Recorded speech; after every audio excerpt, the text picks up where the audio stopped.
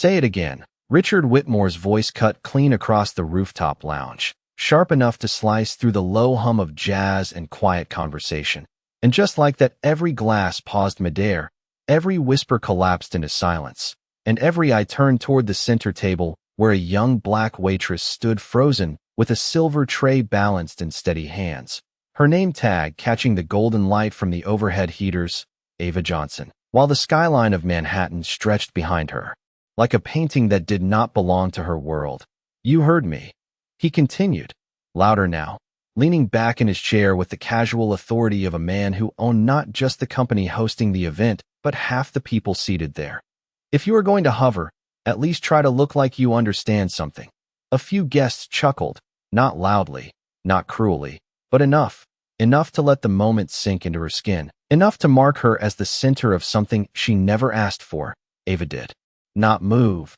Her posture remained straight, shoulders relaxed, eyes calm. But there was a stillness in her that contrasted too sharply with the shifting discomfort around her, the kind of stillness that made people look twice even if they did not know why. I asked you a question, Richard said, tapping a pen against a printed sheet in front of him, the sound crisp, deliberate, echoing against the glass walls. Do you know what this is? He slid the document forward across the table without looking at her, as if the gesture itself was beneath him, a test disguised as boredom. One of the investors smirked, another leaned back, watching with idle curiosity. Someone whispered, "This should be good."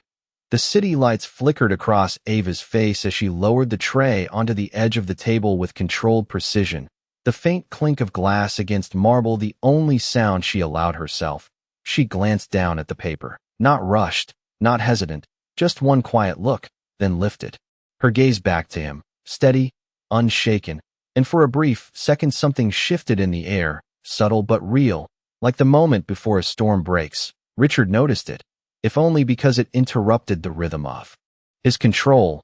His brow tightened just slightly. Well, he pressed, his tone edged with impatience now.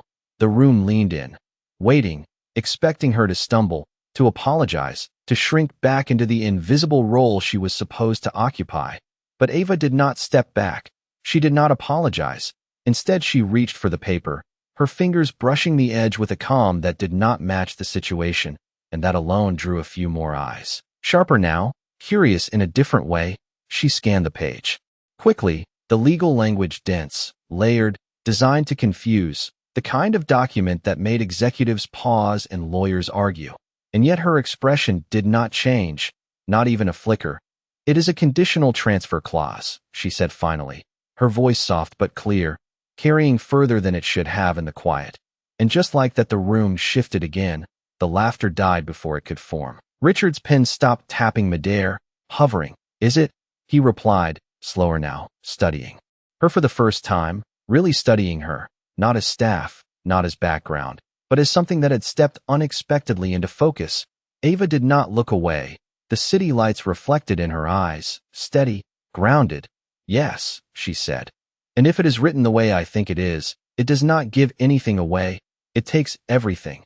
A silence followed, heavier this time, not the amused kind, not the polite kind, but the kind that presses down on a room and forces people to listen.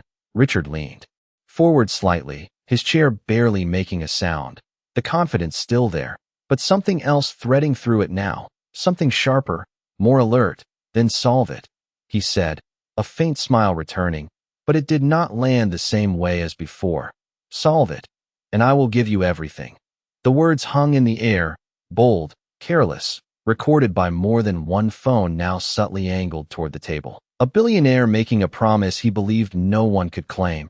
The room waited, breath held, eyes locked, and Ava Johnson, still in her service uniform, still standing where she had been moments before, looked down at the paper again, not rushed, not intimidated, as if the noise, the wealth, the power surrounding her had already faded into something distant.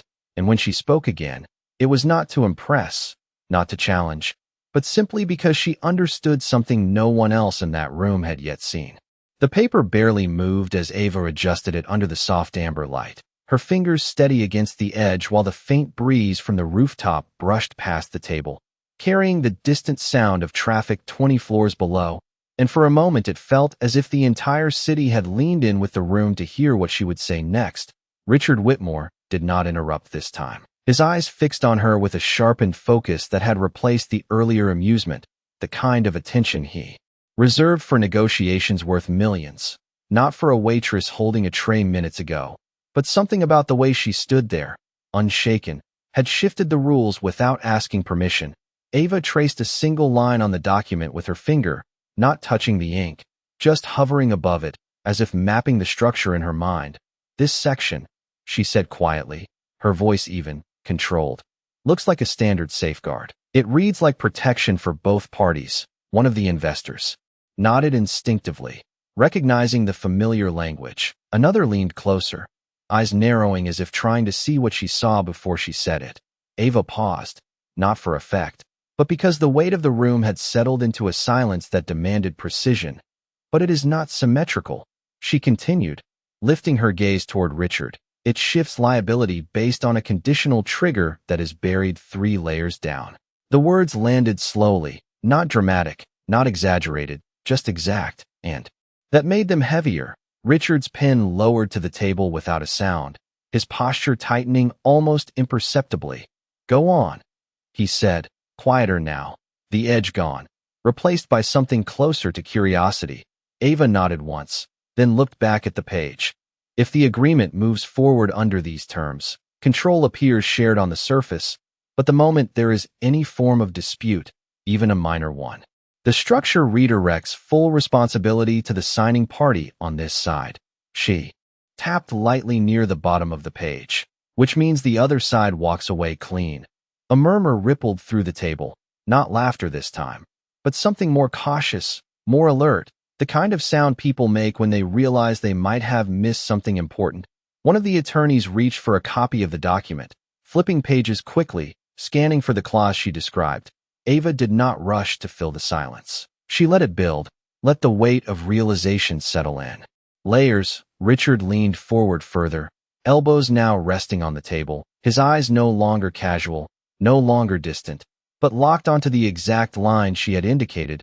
His jaw tightened slightly as he read, then paused, then read again. The faint reflection of the text visible in the polished surface beneath his hands, the skyline behind him now blurred into soft streaks of light, irrelevant to the moment unfolding at the table. "That is a bold claim," he said finally, but there was no mockery in it, only a measured tone that suggested he was no longer speaking to dismiss her.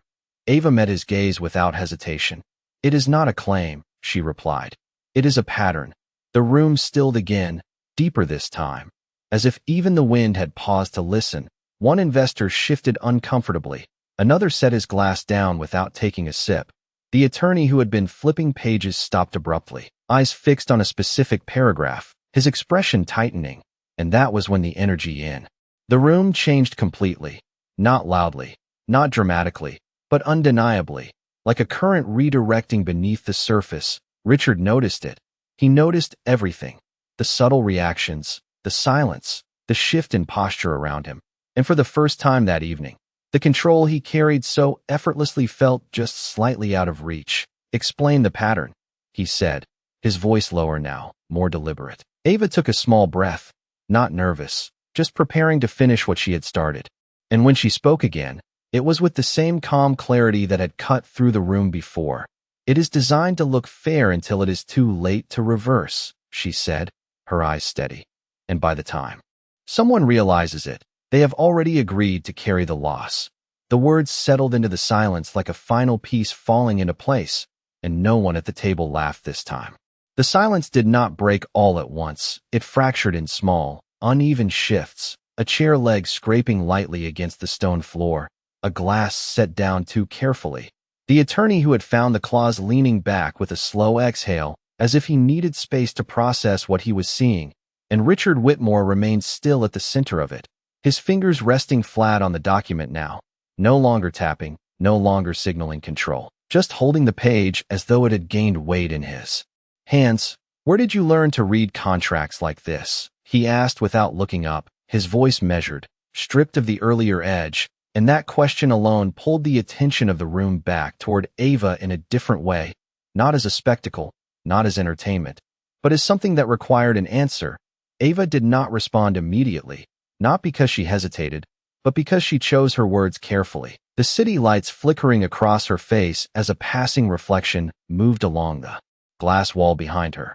"I had time," she said simply, and the answer hung there, incomplete but deliberate. Richard's eyes lifted slowly, narrowing just enough to signal he expected more, but Ava did not rush to fill the space. She let the quiet stretch again, then continued. "When you grow up watching people sign things they do not fully understand, you start to pay attention." A subtle shift moved through the table, not loud, not obvious, but present. One of the investors glanced down at his own copy of the agreement as if seeing it for the first time. Another folded his arms, leaning back with a more guarded expression, and the attorney who had been silent since finding the clause finally spoke, his voice lower than before. "She is right," he said, not looking at Ava, but at Richard. "If this trigger is activated, the exposure shifts entirely." The words were careful, professional, but there was no denying the confirmation, and that was the moment the balance in the room tipped. Not dramatically, not with raised voices or sudden reactions, but with a quiet, undeniable redistribution of attention. Richard's jaw tightened slightly, his gaze dropping back to the document, then lifting again to Ava, studying her in a way that suggested he was recalibrating something internal. "You are saying this was intentional," he said, not accusing, not defensive, just clarifying. Ava met his eyes without flinching. "I am saying it was designed," she replied, her tone steady. "And design like this does not happen by accident." Another pause followed, heavier now, layered with implication, the kind that made people avoid direct eye contact. One investor shifted in his seat. Another cleared his throat, but did not speak, and the skyline beyond the glass seemed to dim as the focus of the room pulled tighter around the table. Richard leaned back slowly, his chair moving just an inch, but enough to signal a change. His earlier confidence had not disappeared, but it had been interrupted, redirected into something more controlled, more deliberate. "Then finish it," he said, his voice calm but firm. "If you understand the pattern, solve the structure." The challenge returned, but it was different now. Not a dismissal, not a performance, but a test he was no longer certain would go the way he expected. Ava glanced down at the document again, her hand resting lightly on the edge, her posture unchanged, grounded, present. And for a brief moment the noise of the city below seemed to fade completely, leaving only the quiet tension of a room waiting for the next move. She did not reach for a pen. She did not ask for more time. She simply looked at the page, then back at Richard, and said, "If I solve it, you do not lose everything," she said, her voice even. "You lose control." The words landed with a weight that was different from before, sharper, more precise, and for the first time since the conversation began. Richard Whitmore did not respond immediately. His gaze held on hers, steady, calculating, as if measuring not just the answer she might give, but the cost of hearing it. And around them, no one spoke, because they understood, even if only partially, that whatever came next was no longer a game. No one moved when she said it, not because they did not hear her, but because they understood exactly what she meant, and understanding carried a different kind of weight, the kind that made even experienced investors hesitate before reacting. Richard Whitmore's gaze remained fixed on Ava, unblinking now, his earlier confidence still present, but no longer effortless.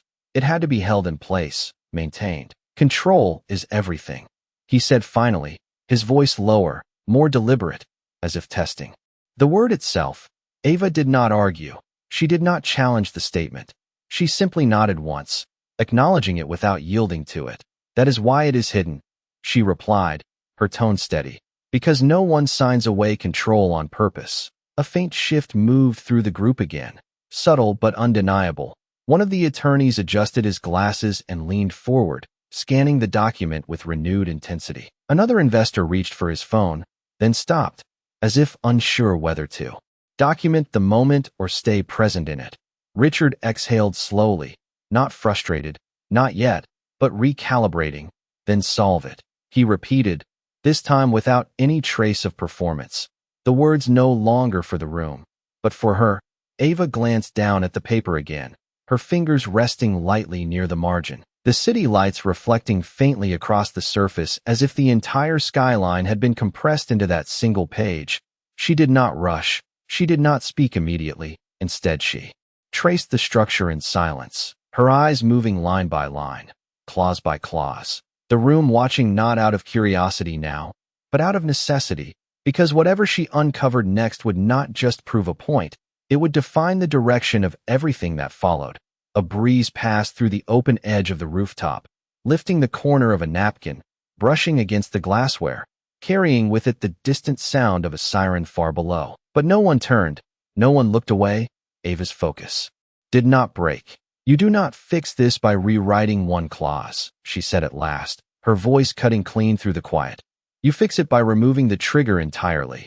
The attorney nearest her paused mid-page, looking up sharply.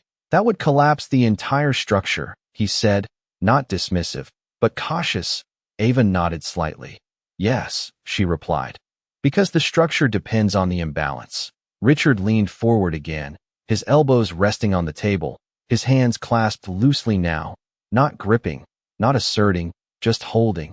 "And if the trigger stays," he asked, his tone controlled, "what happens?" Ava met his gaze without hesitation. "Then whoever signs this is not entering a partnership," she said. "They are entering a controlled exit." The words settled into the air with a precision that left no room for interpretation. A long silence followed, not empty, but full, layered with realization, tension, and something else beginning to surface, something closer to consequence.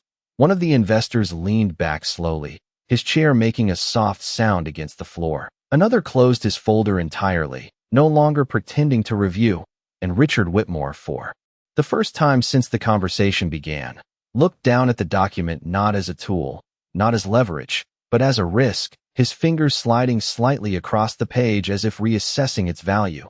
"You are asking me to dismantle the leverage," he said, not as a question, but as a statement of fact.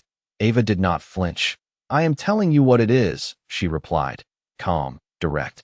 "What you do with that is your decision." The room held its breath again, not waiting for her this time, but waiting for him.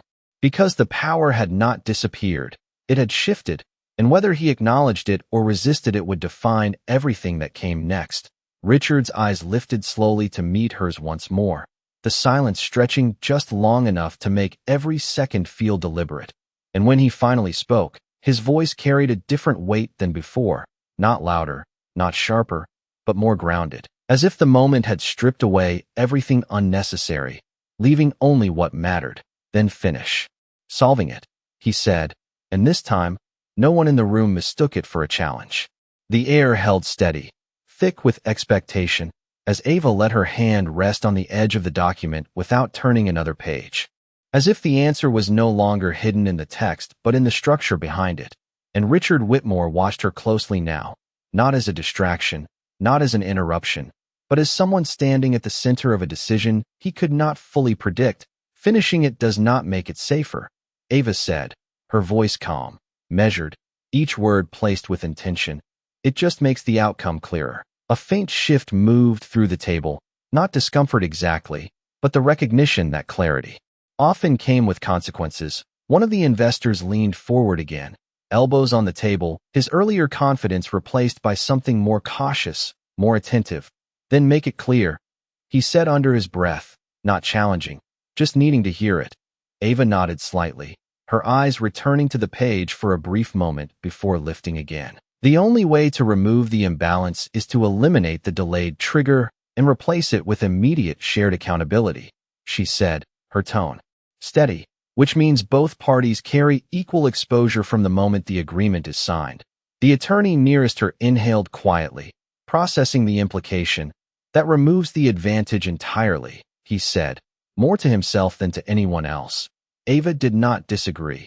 "Yes," she replied, "because there should not be an advantage hidden inside a partnership." The words settled differently this time, not just as analysis, but as principle, and that distinction shifted the room again, deeper, more personal. Richard's gaze did not leave her, his expression composed, but something behind it tightening, calculating, weighing. "And if I do not remove it?" he asked, his voice even. "What happens next?" Ava held his gaze without hesitation. the skyline reflecting faintly in her eyes. "Then you are not offering an agreement," she said. "You are offering a test that only ends one way." The silence that followed pressed heavier than before, not just intellectual now, but ethical one. Investor leaned back fully, arms crossed, no longer engaged in the numbers, but in the meaning behind them. Another looked down at the table, avoiding the center entirely, and Richard Whitmore sat there, still, composed, but no longer untouched by the shift in the room, his fingers resting flat against the document as if anchoring him to something tangible. "You assume I did not already know that," he said finally, not defensive, not dismissive, just stating a possibility. Ava did not react, did not soften, did not escalate. "I assume you did," she replied, her voice unchanged. "Which is why you asked someone else to solve it." The words landed with quiet precision, not an accusation, but an observation that cut deeper than anything said before. The room did not move. No one spoke, because the statement did not need reinforcement. It stood on its own. Richard's eyes held hers for a long moment, measuring, not her intelligence now, but her intent, and something in that exchange shifted again, subtle but undeniable, as if the dynamic had crossed a line that could not be uncrossed. "You think this is about proving a point," he said, quieter now. Ava shook her head slightly. "No," she said. "I think this is about whether you want the truth or the outcome." The distinction hung in the air, clean and sharp, and for the first time since the conversation began, Richard Whitmore did not have an immediate response, not because he lacked one, but because the answer carried weight beyond the room, beyond the deal, beyond the performance he had started, and around them. The rooftop remained silent, the city still moving far below, unaware that at a table high above it, control was no longer the only thing being negotiated. The silence lingered longer this time, not fragile but settled, like something had finally stopped resisting, and Richard Whitmore remained still, his gaze no longer sharp with control, but steady with something quieter, something heavier, as if the question Ava had placed in front of him was no longer about the deal, but about himself. The city lights behind him blurred into soft gold streaks against the glass, and no one at the table dared to interrupt what had become more than a negotiation.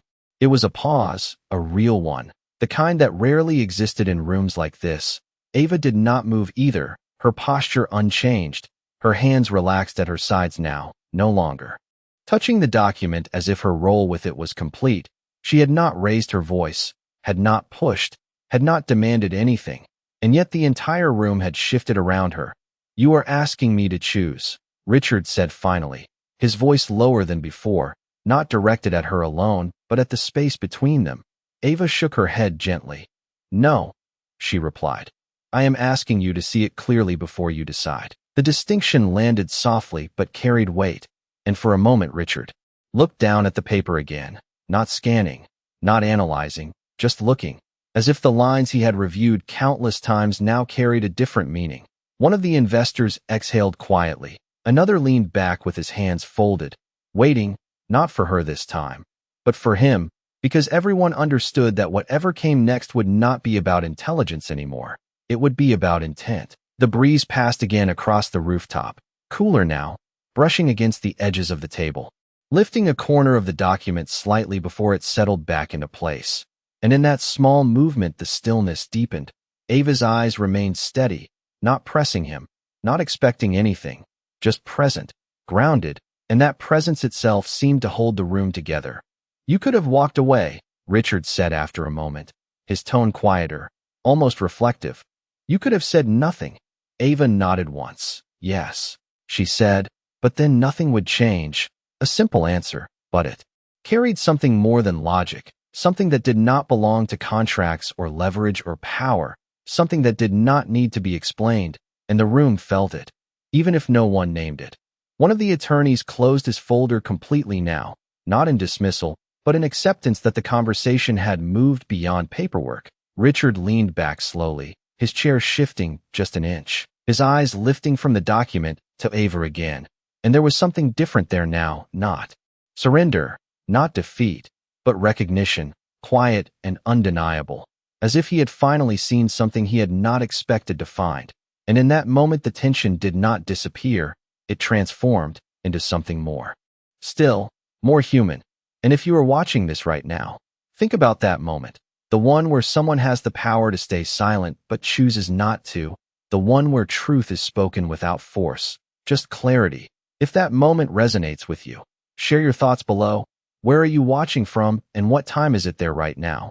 Because moments like this feel different depending on where you are. And if you want to follow stories that remind you how quiet strength can shift even the most powerful rooms, consider subscribing, because what happens next will not just change the deal, it will reveal who Richard Whitmore really is. And as the city continued to move far below, unaware of the stillness above, the room waited, not for the answer on the page, but for the choice in his hands. Richard Whitmore did not reach for the pen right away, and that hesitation alone shifted something deeper in the room, because men like him did not hesitate in front of an audience. They decided, they acted, they moved forward without pause. But now his hand remained still beside the document, fingers resting lightly against the paper as if the weight of it had changed, and for a brief moment he looked not at Ava, not at the investors, but past the table, toward the glass where the reflection of the entire scene stared back at him, distorted slightly by the angle, softened by the city lights behind it. And in that reflection he saw it differently, not a negotiation, not a performance, but a moment that would define how every person in that room remembered him after tonight. "You said it removes the imbalance," he said slowly, his voice quieter than before, almost measured against the silence itself. Ava nodded once, her posture unchanged, grounded, present. "It removes the hidden advantage," she replied. "What remains is the actual agreement." Richard's jaw tightened just slightly, not in resistance, but in recognition of what that meant. Because without the hidden advantage, there was no safety net, no silent exit, no quiet control waiting beneath the surface. Only the terms as they appeared, exposed, equal. And that kind of clarity came with risk, real risk, the kind he had spent years learning how to avoid. One of the investors shifted in his seat, leaning forward again as if trying to anticipate the decision before it was made. Another kept his gaze fixed on Richard, waiting, not speaking, because no one in that room would interrupt this moment. Not now. Not when the balance had shifted this far. Richard exhaled slowly, then reached for the pen, but instead of signing, he turned it in his fingers once, a small movement, controlled, deliberate, and then he placed it down on the table beside the document, not touching the paper again, not yet. And that choice, that simple refusal to move forward without thinking, carried more weight than any signature could have. "If I remove it," he said, his eyes lifting back to Ava, steady now, "the deal becomes slower, more exposed, harder to control." Ava did not argue. She did not soften the truth. "Yes," she said, "but it becomes real." The words settled into the air with a quiet finality, and something in Richard's expression shifted again, not dramatically, not visibly to everyone, but enough. Enough for those watching closely to see that the decision was no longer about leverage. It was about identity, about what kind of man he chose to be when the advantage was no longer hidden. One of the attorneys cleared his throat lightly, not to interrupt, but to anchor himself in the moment, as if the room needed some reminder of structure. But even that sound faded quickly, absorbed by the stillness. Richard's gaze did not leave Ava's, and for a brief second, the distance between them, the difference in position, in power, in expectation, all of it seemed to narrow into something simpler, something human. And then he leaned forward, not abruptly, not dramatically, but with intention, his hand moving back toward the document, not to sign, but to slide it slightly toward the center of the table, away from himself, away from the control he had held over it since the beginning. And that movement alone caused a subtle ripple through the room, because it was not a rejection, it was not acceptance, it was something else, something that signaled a shift in ownership. "Rewrite it," he said, his voice calm, steady, but carrying a weight that left no room for misinterpretation. "Remove the trigger, restructure the exposure, make it equal." The attorney nearest him looked up immediately, surprised, almost caught off guard. "All of it?" he asked carefully. Richard did not look at him. His eyes remained on Ava. "All of it," he confirmed. And that was the moment it happened. Not loud, not dramatic, but undeniable. The room shifted completely, not just in posture or attention, but in understanding.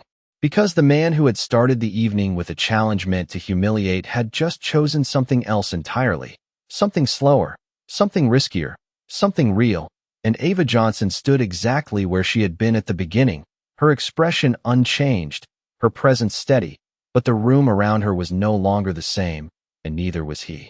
For a moment, no one spoke after Richard's words settled into the air, not because they needed clarification, but because they understood exactly what had just happened, the kind of understanding that does not come with applause or reaction, only with a quiet shift in how a room holds itself. The attorney closest to the document reached forward carefully, almost cautiously, as if the paper itself now carried more weight than before, flipping it open again not to defend it, but to dismantle it, his pen hovering above the margin, waiting for instruction, waiting for permission that had already been given. One of the investors leaned back slowly, exhaling through his nose, his earlier confidence replaced with something closer to respect, not directed loudly, not spoken, but present in the way he no longer looked at Ava as an outsider to the table, but as someone who had altered it. Richard Whitmore did not move immediately after giving the order, his hands resting flat on the table, his gaze still on Ava, steady, thoughtful, no longer measuring her, but acknowledging something that had not been there at the start of the night. "You saw it faster than my entire team," he said quietly, not as praise, not as performance, but as a fact he had accepted. Ava did not respond with pride. She did not shift her posture. She simply nodded once. "I was not trying to be faster," she said.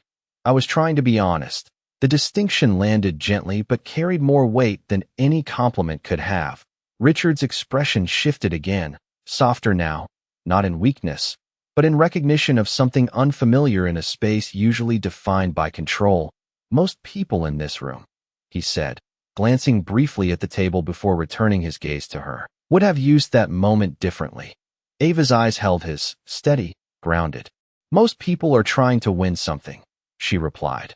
"I was trying not to lose something." The room absorbed that in silence, because the meaning did not need explanation. One of the investors lowered his gaze. Another pressed his lips together, as if the conversation had reached beyond business into something more personal than anyone expected. The breeze moved again across the rooftop, lifting a strand of Ava's hair slightly before it settled back into place, the city lights continuing their quiet rhythm behind the glass, indifferent to the shift happening above them. Richard leaned back slowly, his chair moving just enough to signal a change in posture, a release of something held too tightly before. "You said earlier that I was offering a test," he said, his voice calm, reflective now. Ava nodded slightly. "Yes," she replied. Because the outcome was already decided, Richard glanced down at the document once more, then back up at her. "And now?" he asked, not challenging, not defensive, but genuinely asking. Ava paused for a brief moment, not searching for an answer, but choosing how to say it. "Now it is a choice," she said, her voice quiet, but clear enough to carry across the table. The difference between those two words settled into the room like something final, something that could not be undone, and Richard Whitmore understood it, not just intellectually, but fully, because for the first time that evening, the outcome was no longer something he controlled alone. It was something he had to stand behind, and that realization did not weaken him. It changed him, even if only slightly, even if only for this moment. "You turned the room," one of the investors said quietly, almost to himself. Ava did not look at him, did not acknowledge the statement, because she was no longer focused on the room. Her attention remained where it had been from the start, on the truth of what was in front of her, not the reaction behind it. And Richard noticed that, more than anything else, he noticed that she did not stay for recognition, did not wait for validation, did not reach for anything that had just been offered indirectly, and that absence of need shifted something deeper in him than any argument could have. "What do you want?" he asked finally. The question simple, but different from any he had asked before. Not a challenge, not a test, but an opening. And for the first time since the conversation began, the room leaned in not out of tension, but out of curiosity, because whatever answer came next would not just define her, it would define everything that followed. The question did not echo. It settled, quiet and direct, and Ava Johnson did not answer immediately. not because she did not know, but because the room had finally reached a place where the truth mattered more than speed. Her gaze remained steady on Richard Whitmore, not intimidated, not impressed, just present, and when she spoke, her voice carried the same calm clarity that had shifted everything before. "I do not want anything from you," she said, and for a second, the simplicity of it caught the room off guard, not because it was unclear, but because it was unexpected. Richard's eyes narrowed slightly, not in suspicion, but in focus. "Everyone wants something," he replied, not dismissing her, but testing the weight of her answer. Ava shook her head gently. "Everyone needs something," she corrected. "But that does not mean they have to take it from you." The distinction landed quietly, but it stayed. Deeper than anything said before, one of the investors leaned back slowly, his expression shifting into something more reflective, while another lowered his gaze completely, as if the conversation had moved beyond business into something he was not ready to confront. Richard remained still, absorbing her words, not reacting immediately, because this time there was nothing to challenge, nothing to outmaneuver, only something to understand. "Then why speak at all?" he asked, his voice lower now, stripped of the earlier control. Ava glanced briefly at the document on the table, then back at him. "Because someone should," she said, "and because silence would have made me part of it." The words did not rise. They did not push. They simply existed, and that made them harder to ignore. The city lights behind them flickered softly against the glass, the faint hum of distant traffic returning to awareness as the tension in the room shifted into something quieter, something settled. Richard exhaled slowly, his shoulders easing just slightly, not in defeat, but in acceptance of something he had not planned for. "You changed the outcome," he said, almost to himself. Ava shook her head once more. "No," she replied. "You did." And that was where it ended, not with applause, not with a dramatic gesture, but with a quiet recognition that the choice had always been his, and now it had been made. The attorney began gathering the papers, already marking revisions. The investors spoke in low tones, no longer watching Ava as an outsider, but as someone who had altered the direction of the room without asking for permission, and Ava, without waiting for acknowledgement, reached for her tray, lifting it with the same steady hand she had started with. Turning slightly toward the service path at the edge of the rooftop, her role unchanged on the surface, but everything around it different. Richard watched her for a moment as she walked away, not calling her back, not stopping her, just watching. Because for the first time that evening, he understood that not everything valuable could be owned, and not every answer came with a price. The glass door closed softly behind her, and the city continued below, unchanged, but somewhere above it. In a room that had learned something it did not expect, silence carried a different meaning, and if this story stayed with you, take a moment to share what you felt while watching it, because sometimes the quietest choices leave the strongest impact. Thank you for staying until the end of this story.